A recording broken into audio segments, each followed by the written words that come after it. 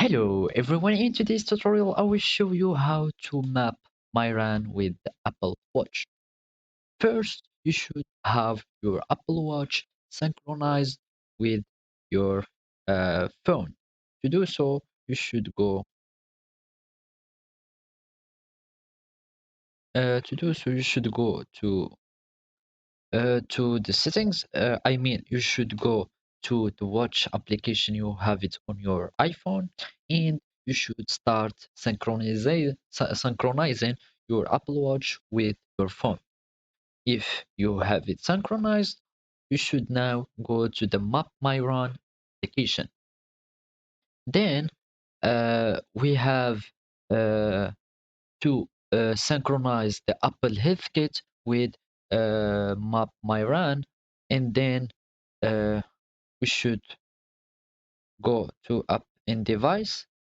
Before that, we should go to our settings, and then here in the permissions, this one, the permission, after you click on it, you will find the health permission.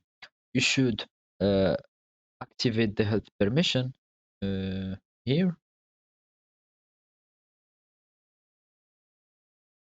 Uh-huh. And if it didn't want from here, all we have to do is to go to the settings and search for privacy. Uh, Down here,